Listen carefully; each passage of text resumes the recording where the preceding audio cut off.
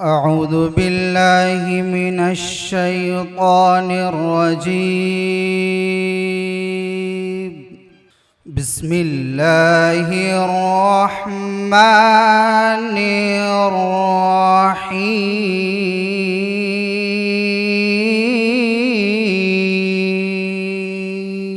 يا أيها الذين آمنوا لا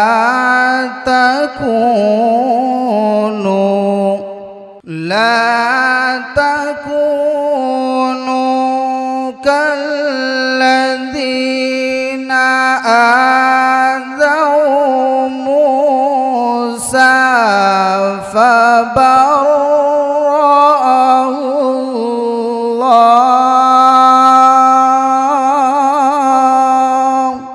اس کے بعد بغیر کسی تمہید اور وقت گزاری کے میں ایک پیغام دے رہا ہوں، دعائیہ پیغام.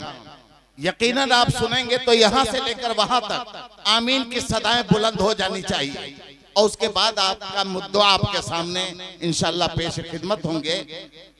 الہی ہم میں پھر وہ صدیق سا ایمان پیدا کر، الہی ہم میں پھر وہ صدیق سا ایمان پیدا کر، عمر فاروق سا پھر کوئی جری انسان پیدا کر، رگے تحریک کٹ جائے دمے عثمان پیدا کر، علی المرتضی شیر خدا کی شان پیدا کر.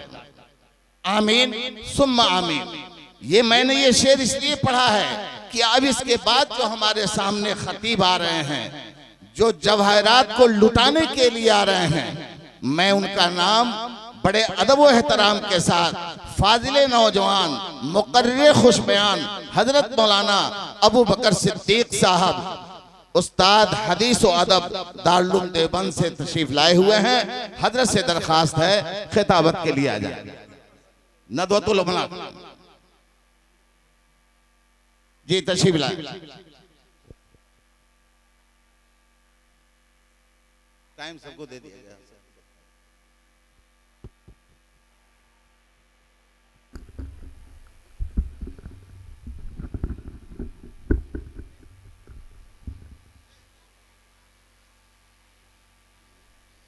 الحمد لله رب العالمين، والصلاة والسلام على أشرف الأنبياء والمرسلين محمد وآله وأصحابه أجمعين. أما بعد، فأعوذ بالله من الشيطان الرجيم. بسم الله الرحمن الرحيم. يا أيها الذين آمنوا قوا أنفسكم وأهليكم نارا وقودها الناس والحجارة. صدق الله العظيم. وقال النبي صلى الله عليه وسلم: إنما الأعمال بالنيات وإنما لكل امرئ ما نوى، فمن كانت هجرته إلى الله ورسوله فهجرته إلى الله ورسوله، ومن كانت هجرته إلى دنيا يصيبها أو امرأة يتزوجها فهجرته إلى ما هاجر إليه، أو كما قال عليه الصلاة والسلام. محترم بزرگوں، عزیزوں، ساتھیوں اور اسٹیج پہ جلوہ افروز بزرگان دین، علماء کرام اور وارثین انبیاء،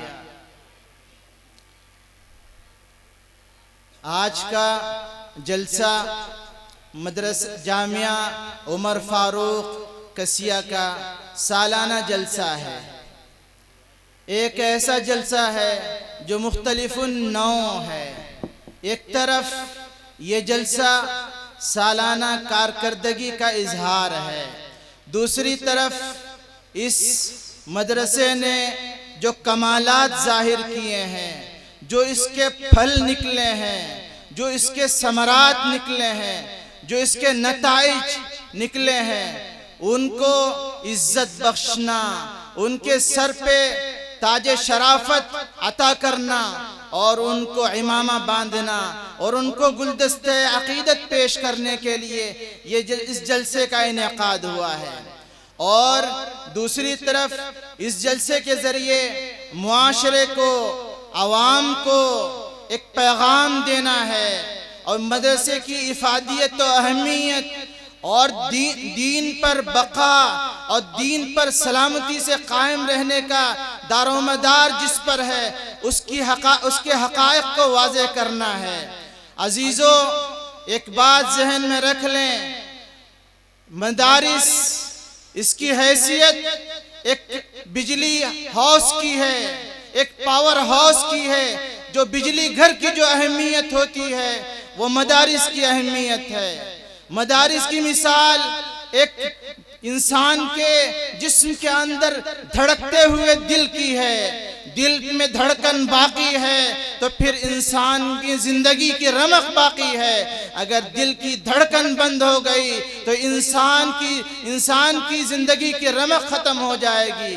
ایسے ہی مثال کے طور پہ سمجھ لیجئے، اگر مدارس زندہ ہیں، مدارس میں دین کا کام ہو رہا ہے، مدارس کی طرف مسلمانوں کی توجہ ہے اور مدارس سے ہماری امیدیں وابستہ ہیں اور مدارس کی عزت ہماری نگاہوں میں، ہمارے دلوں میں سموئے ہوئے ہے، تو سمجھ لیجئے ہمارے اندر دین کی رمق باقی ہے، ہمارے اندر دین زندہ ہے، ہمارے اندر اسلام زندہ ہے۔ مدارس یہ انبیاء کے مشن کو پورا کرنے، انبیاء کے مہم کو مکمل کرنے کے لیے قائم ہوئے ہیں۔ یہاں سے ایسے علماء کو، ایسے مجددین کو، ایسے راسخین فی العلم کو تیار کرنا ہے جو ایک طرف نبوت کا مشن پورا کریں۔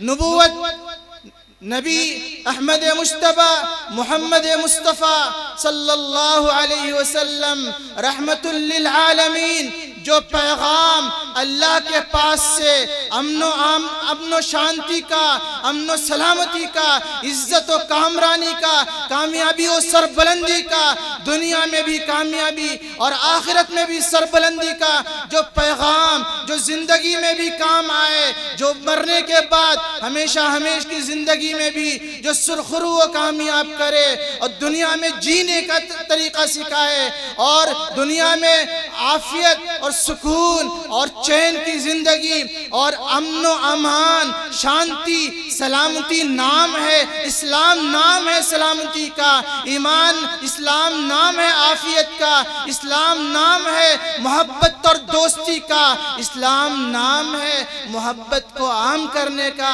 جو نبی اس پیغام کو لے کر اللہ کی طرف سے مبعوث کیے گئے تھے، اسی مشن کو تازہ کرنا، اسی پیغام کو زندہ کرنا، نعت شریف جو گنگنائی گئی، نبی کے جو اوصاف بیان کیے گئے، دشمن سے دشمن تک کو سینے سے لگانے کا جو پیغام دیا گیا، جھکنا، تواضع اختیار کرنا، پیار کرنا، محبت کرنا، ہر ایک کا بھلا چاہنا، اپنا نقصان برداشت لیکن دوسرے کا نقصان برداشت نہ کرنا، وَيُؤْثِرُونَ عَلَىٰ أَنفُسِهِمْ وَلَوْ كَانَ بِهِمْ خَصَاصَةٌ، اپنے آپ کا نقصان برداشت ہے لیکن کسی کا نقصان برداشت نہیں۔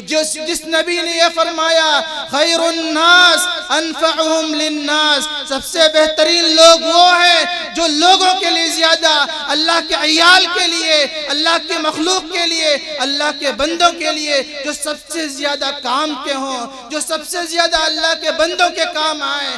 ارحموا من فی الارض یرحمکم من فی السماء، جس نبی نے یہ آواز لگائی ارحموا من فی الارض یرحمکم من فی السماء او یرحمکم من فی السماء، زمین والوں پہ ترس کھاؤ، آسمان والا تم پہ ترس کھائے گا، جیسی کرنی ویسی بھرنی، اچھا کرو گے اچھا کاٹو گے، برا کرو گے برا کاٹو گے۔ آج معاشرہ نبی کے مشن کو، نبی کے پیغام کو، نبی کی دعوت کو ٹھکرا کر اپنی منمانی زندگی گزارتا ہے، لوٹنے میں، مالداری سمجھتا ہے، کسی کو گرانے میں، کسی کو ذبح کرنے میں، کسی کا مال کھانے میں، کسی کی زمین ہڑپ کرنے میں، کسی کو ذلیل کرنے میں اپنی عزت محسوس کرتا ہے۔ لیکن یاد رکھیے، جیسے کریں گے ویسے بھریں گے۔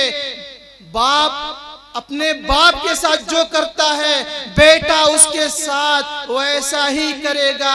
جو جیسا کرے گا وہ ویسا پائے گا۔ کسی کے ساتھ بھلائی کریں گے تو ہمارے ساتھ آسمان، ساتوں آسمانوں کے اوپر سے فیصلہ ہوگا کہ آپ کے ساتھ بھلائی ہوگی۔ بعض بزرگان دین کا کہنا ہے کہ آپ کے اندر کوئی بیماری ہے اور آپ دعا مانگتے ہیں، شفا نہیں ہوتی، تو آپ اللہ کی مخلوق میں جتنے لوگ اس طرح کی بیماری میں ہیں ان کے لیے دعا کیجئے تو اللہ آپ کی بیماری کو ٹھیک کر دے گا۔ آپ دوسرے کے بچوں کی فکر کیجئے، اللہ آپ کے بچوں کی فکر کرے گا۔ کوئی غربت میں ہے، کوئی افلاس میں ہے، کوئی تکلیف میں ہے، کوئی مصیبت میں ہے، کوئی پریشانی میں ہے، آپ اس کے دکھ درد کا مداوا بن جائیے، اس کے کام آئیے۔ آسمان والا آپ کے دکھ درد میں کام آئے گا، آپ کے زخم کا مداوا کرے گا، آپ کو عزت دے گا، آپ کو سربلندی دے گا۔ اس لیے کہ عزت، سربلندی، صحت، عزت، شفا اوپر سے آتی ہے، لیکن ہم کیسے مانگے؟ کیا وہ اسباب ہیں جس سے ہم اللہ سے رحم کی امیدیں رکھیں اور آسمان سے رحمت کی، مدد کی بارشیں کرائیں؟ یعنی اللہ سے مدد کیسے لیں؟ وہ کیا کام ہیں، وہ کیا کاز ہیں، وہ کیا صفات ہیں، وہ کیا اخلاق ہیں جس کے ذریعے اللہ سے مددیں لی جا سکتی ہیں؟ اللہ آسمانوں کے اوپر جس کے خزانے ہیں، جس کی طاقت ہے، جس کی قدرت ہے، اس کی قدرت ہم کیسے لیں؟ اس کی نصرت کیسے لیں؟ اس کی مدد کیسے لیں؟ ہم کمزور ہیں، لیکن ہم اپنی کمزوری کو کیسے دور کر سکتے ہیں؟ آسمان والے سے لو لگائیں اور اپنی طاقت کو، اپنی کمزوری کو اللہ کی طاقت کا سہارا لے کر ہم طاقتور بن جائیں۔ کم من فئۃ قلیلۃ غلبت فئۃ کثیرۃ باذن اللہ۔ کتنے کمزور لوگ تھے، کم من فئۃ قلیلۃ غلبت فئۃ کثیرۃ باذن اللہ، لیکن بڑے بڑے جتھوں پہ، لشکروں پہ غالب آ گئے۔ کمزوری نہ دیکھیں، اپنی کمزوری پہ نگاہ نہ ہو، ہم کمزور نہیں ہیں۔ جب اس وقت ہم کمزور نہیں ہیں جب ہمیں وہ طریقہ پتہ چل جائے کہ آسمان والے سے مدد کیسی لی جاتی ہے۔ اگر اس کا ہمیں علم نہیں ہے تو پھر ہم کمزور ہیں، ہم بے بس ہیں، ہم ناتوا ہیں، ہم کچھ نہیں کر سکتے۔ لیکن جس وقت ہمیں اس بات کا علم ہو جائے اوپر والے کی مدد کیسے لی جائے، تب پھر ہم اوپر والے کی مدد، اس کی طاقت، اس کی قوت کے ذریعے ہم پھر طاقت اور قوت اور شوکت اور میں آ سکتے ہیں۔ لیکن وہ کیا باتیں ہیں، وہ کیا صفات ہیں، وہ کیا اخلاق ہیں؟ نبی احمد محمد مصطفیٰ صلی اللہ علیہ وسلم جو تعلیمات، جو اخلاق، جو صفات لے کے آئے، اگر ہم بغور اس کا مطالعہ کریں تو اس سے پتہ چلے گا کہ سب سے پہلے ہمیں اللہ پہ ایمان، کسی سے کچھ نہیں ہوتا، کسی میں کوئی طاقت نہیں، کسی میں کوئی قوت نہیں، لا حول ولا قوت الا باللہ العلی العظیم۔ تمام طاقتیں اللہ پہ ہیں۔ اسی ایمان کی بنیاد پہ صحابہ غالب ہوئے، اسی ایمان کی طاقت سے مسلمان طاقتور ہوتے تھے۔ بتایا گیا کہ کے دشمن گھیراؤ کیے ہوئے ہیں، لیکن جب ان کو یقین آیا کہ اللہ کی طاقت ہے، اللہ سے لو لگایا، اللہ کی طرف متوجہ ہوئے اور سنتوں کو زندہ کرنے لگے اور پھر اپنے گناہوں سے معافی مانگنے لگے اور اپنے خطایا سے اپنی آپس میں اصلاح کرنے لگے اور خلاف شریعت عمل کو چھوڑ دیا اور مثبت کام میں لگ گئے، تب جا کے اللہ کی مدد مددیں آئیں، جتنی سنتیں زندہ کریں گے اللہ کی مدد آئے گی۔ اور اللہ فرماتا ہے وَقُلِ اعْمَلُوا فَسَيَرَى اللَّهُ عَمَلَكُمْ وَرَسُولُهُ وَالْمُؤْمِنُونَ۔ صرف باتیں نہ کرو، صرف تبصرے نہ کرو، صرف یہ نہ کہو مسلمان کمزوری میں ہیں، مسلمان کمزور ہیں، مسلمان ناتواں ہیں، مسلمان یہ ہے، مسلمان وہ ہے، مسلمان کچلے جا رہے ہیں، یہ کبھی نہ کہو۔ یہ دیکھو کہ ہم نے اپنے دین کے لیے، اپنے شریعت کے لیے، اپنے اللہ کے لیے، اپنے رسول کے لیے، اپنی دین کی سربلندی کے لیے ہم نے کیا کیا ہے؟ ہمارا کتنا مال اس دین کے لیے لگا ہے؟ ہمارے کتنے بچے اس دین کی سربلندی کے لیے ہم نے لگایا ہے؟ ہم نے اپنا کتنا وقت اس دین کی سربلندی کے لیے لگایا ہے؟ ہماری کتنی فکریں، ہمارا کتنا وقت اس دین کی سربلندی کے لیے لگا ہے؟ ہر آدمی اپنے آپ میں سوچے اور یہ آیت یاد رکھے وَقُلِ اعْمَلُوا، کام کرو، کام کرو، فَسَيَرَى اللَّهُ عَمَلَكُمْ، اللہ تمہارا کام دیکھے گا، تمہاری تقریریں نہیں دیکھے گا، تمہارے بول، تمہاری باتیں، تمہاری اس طرح کی اسلام کا دعویٰ کرنا، اسلام کا مظاہرہ کرنا اور اسلام کی شکل اختیار کرنا یہ نہیں دیکھے گا، بلکہ یہ دیکھے گا اسلام کے لیے تم نے کیا کیا ہے۔ یہ مدارس جو قائم ہیں، یہ علماء جو محنت کر رہے ہیں، قربانی دے رہے ہیں، وَقُلِ اعْمَلُوا، کام کرو، جو اللہ کا حکم ہے اس اللہ کے حکم کو عمل کرنے کے لیے، سربلندی کے لیے سب جڑ کے بیٹھے ہیں اور مدارس کا جال بچھا ہے کہ ہم اپنی شریعت پہ قائم رہیں، اپنے اسلام پہ قائم رہیں، اور یہ ہمیں یقین کامل ہو کہ اسی شریعت میں ہمارے لیے دنیا میں بھی کامیابی ہے اور ہماری آخرت میں بھی کامیابی ہے۔ ربنا آتنا فی الدنیا حسنہ وفی الآخرت حسنہ وقنا عذاب النار، اللہ ہی ہے جو دنیا میں بھی عزت دیتا ہے۔ ربنا آتنا فی الدنیا حسنہ، اے اللہ ہماری دنیا بھی اچھی بنا دے، وفی الآخرت حسنہ، اور اللہ ہماری آخرت بھی اچھی بنا دے، وقنا عذاب النار، جہنم کی دہکتی ہوئی آگ سے ہماری حفاظت فرما۔ تو مدرسے عمر فاروق کے ذمہ داروں نے جو قدم اٹھایا ہے اور جو خدمت کر رہے ہیں، دامے درمے سخن قدمے، اس کا تعاون کریں، اس سے محبت کریں، اس سے اپنائیت کا اظہار کریں۔ آج جو یہاں کے فارغین کو دستار پہنائی جائے گی، ہم ان علماء سے کہیں گے جن کو دستار دی جائے گی اور جن کو عزت بخشی جائے گی، ہم ان سے کہیں گے کہ آپ جہاں بھی رہیں اپنے مدرسے سے مربوط رہیں، اپنے علماء سے مربوط رہیں اور کچھ ایسا کام کر کے دکھائیں جو دین کے لیے، دین کی سربلندی کا سبب بنے، دین کی عزت کا سبب بنے، اور یہ کوشش کریں کہ امت میں نبیوں کے کام کو زندہ کرنا ہے، نبیوں کی صفات کو زندہ کرنا ہے، نبیوں کے کاس کو زندہ کرنا ہے۔ تو ہم ان علماء سے کہیں گے کہ اپنے اندر خشیت پیدا کریں، اپنے اندر تقوی پیدا کریں، اپنے اندر للہیت پیدا کریں، اپنی نیتوں میں اخلاص پیدا کریں اور اپنے عملوں میں احسان پیدا کریں۔ نیتوں میں اخلاص ہو، کام ہو صرف اللہ کے لیے۔ مدرسے والوں سے کہیں گے کہ کام کریں صرف اللہ کے لیے۔ مقررین ہم اپنے آپ سے کہیں گے تقریر کریں صرف اللہ کے لیے۔ علماء سے کہیں گے کام کریں صرف اللہ کے لیے، اور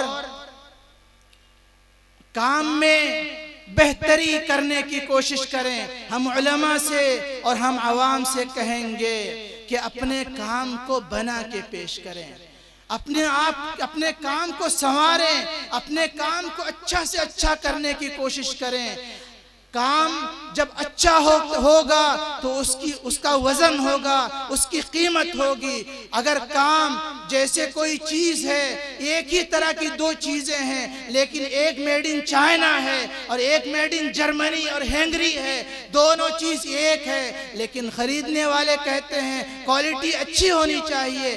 ایسے ہی ہم نمازیں پڑھیں لیکن نماز خوبصورت ہو، نماز بنی ہو، نماز اچھی ہو، جیسے اللہ کے نبی احمد مجتبی محمد مصطفیٰ صلی اللہ علیہ وسلم نے فرمایا صلو کما رأیتمونی اصلی، ویسی نماز پڑھو جیسے مجھے پڑھتا دیکھا ہے، جیسے مجھے پڑھتے دیکھا ہے ویسی نماز پڑھو۔ نماز میں جان ہو، روزوں میں جان ہو، حج میں جان ہو، ہماری زکوٰۃ میں جان ہو، زکوٰۃ دکھانے کے لیے نہیں، حج حاجی کہلانے کے لیے نہیں، روزے دار کہلانے کے لیے نہیں، نمازی کہلانے کے لیے نہیں، بلکہ اپنے اللہ کو منانے کے لیے، اپنے پالنہار کو خوش کرنے کے لیے، اس سے طاقت لینے کے لیے، اس سے مدد لینے کے لیے کریں۔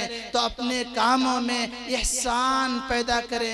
احسان کہتے ہیں کسی چیز کو بہت اچھی طرح اہتمام سے بنا کے کرنے کو احسان کہتے ہیں، حسن کہتے ہیں خوبصورت کرنے کو۔ تو اپنی عبادات میں، اپنی دعوت میں حسن پیدا کریں۔ اور ان علماء، فارغ ہونے والے علماء سے کہیں گے کہ علماء کہ انبیاء کی سیرت کا مطالعہ کریں، صحابہ کی سیرت کا مطالعہ کریں، تو اس سے آپ کے اندر قربانی کا جذبہ پیدا ہوگا، آپ کو اللہ کے لیے کچھ کر گزرنے کا جذبہ پیدا ہوگا۔ جیسی مثال انسان اپنے سامنے رکھتا ہے، جن کو اپنے سامنے آئیڈیل رکھتا ہے، اسی کو فالو اور اسی کی اتباع کرنے کی کوشش کرتا ہے۔ اگر آپ فلمی دنیا میں جائیں گے اور گندی دنیا میں جائیں گے تو ان گندے لوگوں کو دیکھیں گے تو ان کے جملے، ان کے چٹکلے، ان کے بال، ان کا انداز آپ کو بھا جائے گا اور زبان پہ وہی انداز آ جائے گا۔ لیکن آپ انبیاء کو پڑھیں گے، صحابہ کو پڑھیں گے، علماء کو پڑھیں گے، مجددین کو پڑھیں گے، صلحاء کو پڑھیں گے، تو آج نہ کل آپ کے اندر اللہ وہ صفات، وہ صلاح، وہ تقوی اللہ آپ کے اندر پیدا کرے گا۔ تو ہم کہیں گے کہ انبیاء کی زندگی کو پڑھیں، صحابہ کی زندگی کو پڑھیں، علماء اور مجددین اور بزرگان دین کی زندگی کو، ان کی قربانیوں کو اپنے سامنے رکھیں، اپنی نظروں کے سامنے رکھیں، تو قربانی دینی آسان ہوتی ہے۔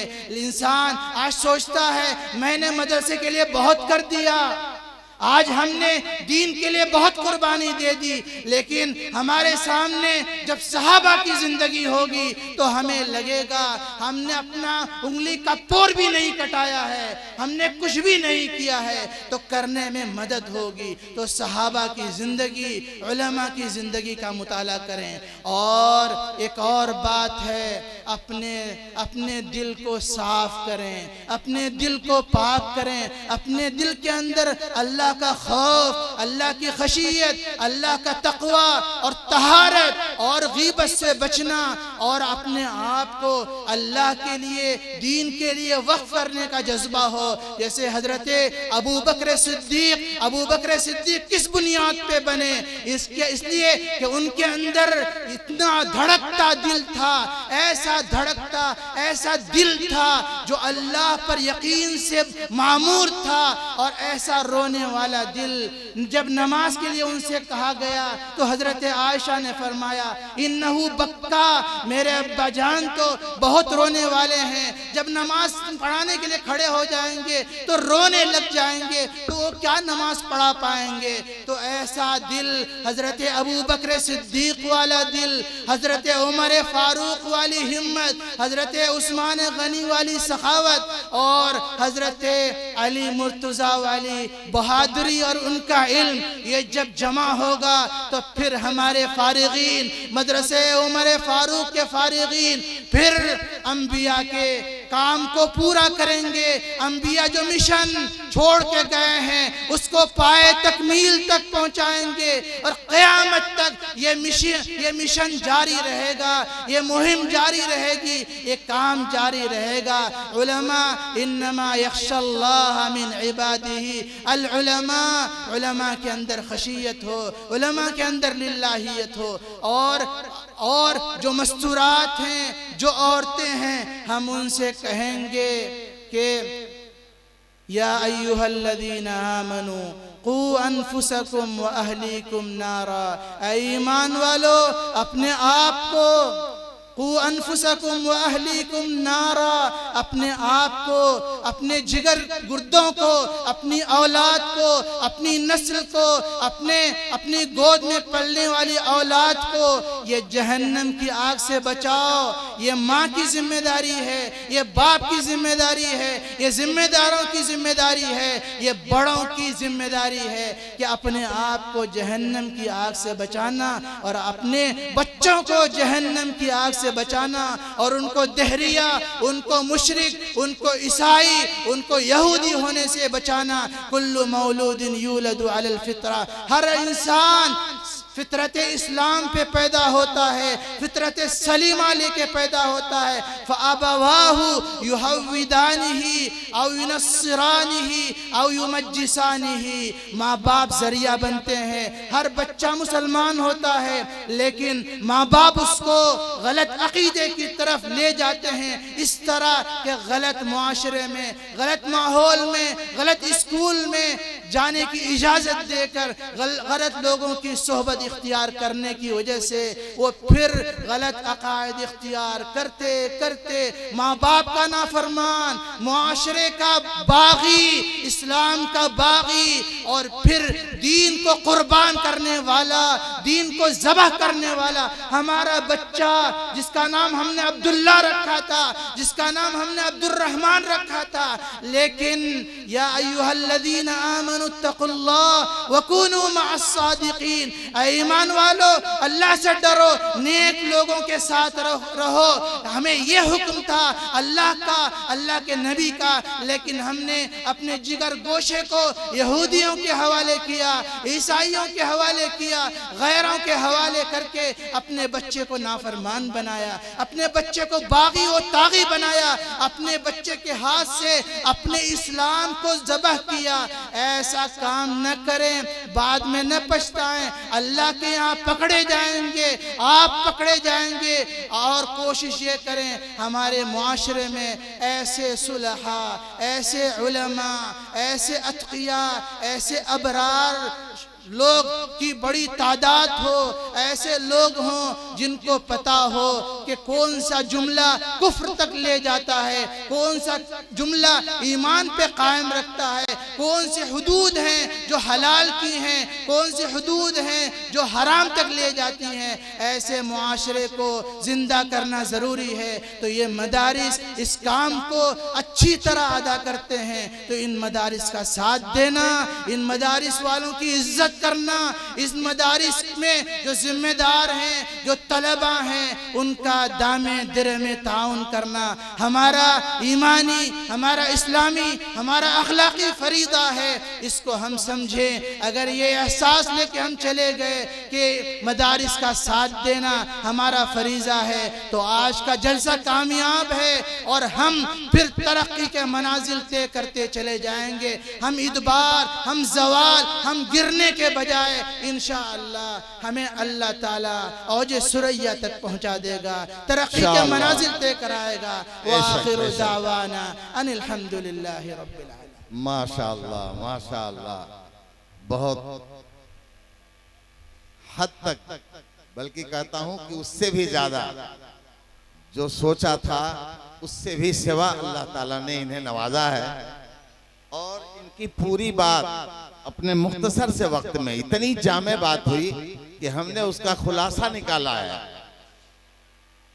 آپ کو جو پیغام دیا ہے، انقلابی پیغام دیا ہے، آپ نے وعدہ کیا ہے، اگر آپ نے دیانتداری کے ساتھ ایفائے عہد کیا ہے تو یاد رکھو کل سے آپ کا لہجہ، ہر مسلمان کا انداز انقلابی ہوگا۔